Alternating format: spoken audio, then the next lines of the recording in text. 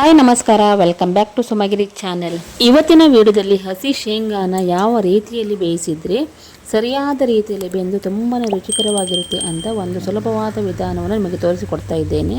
ನೀವೇನಾದರೂ ನಮ್ಮ ಚಾನೆಲ್ಗೆ ಹೊಸಬರಾಗಿದ್ದರೆ ಪ್ಲೀಸ್ ನನ್ನ ಚಾನಲ್ನ ಸಬ್ಸ್ಕ್ರೈಬ್ ಮಾಡೋದನ್ನು ಮರಿಬೇಡಿ. ಬನ್ನಿ ಈಗ ಶೇಂಗಾನ ಯಾವ ರೀತಿಯಲ್ಲಿ ಪರ್ಫೆಕ್ಟಾಗಿ ಬೇಯಿಸ್ಕೊಂಡು ತೋರಿಸಿಕೊಡ್ತೀನಿ. ಮೊದಲನೇದಾಗಿ ನಾನಿಲ್ಲಿ ಅರ್ಧ kg ಹಸಿ ಶೇಂಗಾವನ್ನು ತೆಗೆದುಕೊಂಡಿದ್ದೇನೆ. ಶೇಂಗಾದಲ್ಲಿ ತುಂಬಾ ಮಣ್ಣಿದೆ, ಚೆನ್ನಾಗಿ ತೊಳ್ಕೊತೀನಿ.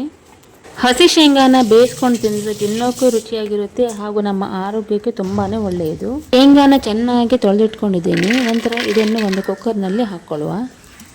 ಇವಾಗ ನಾನು ಇದಕ್ಕೆ ಶೇಂಗಾ ಮುಳುಗುವವರೆಗೆ ನೀರನ್ನು ಹಾಕ್ಕೊಳ್ತಾ ಇದ್ದೀನಿ. ನಂತರ ಇದಕ್ಕೆ 1 ಚಮಚದಷ್ಟು ಉಪ್ಪನ್ನು ಸೇರಿಸ್ತಾ ಇದ್ದೀನಿ.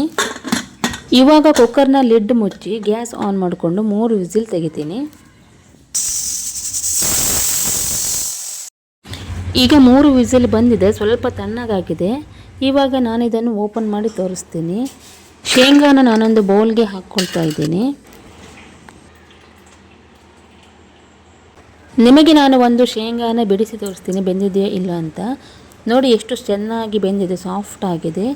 ಕಡಿಮೆ ಸಮಯದಲ್ಲಿ ಎಷ್ಟು ಚೆನ್ನಾಗಿ ಹದವಾಗಿ ಬೆಂದಿದೆ ಹಸಿ ಶೇಂಗಾ. ತಿನ್ನೋದಕ್ಕಂತೂ ತುಂಬಾ ಟೇಸ್ಟಿಯಾಗಿರುತ್ತೆ ಹಾಗೂ ಆರೋಗ್ಯಕ್ಕೂ ತುಂಬಾ ಒಳ್ಳೆಯದು.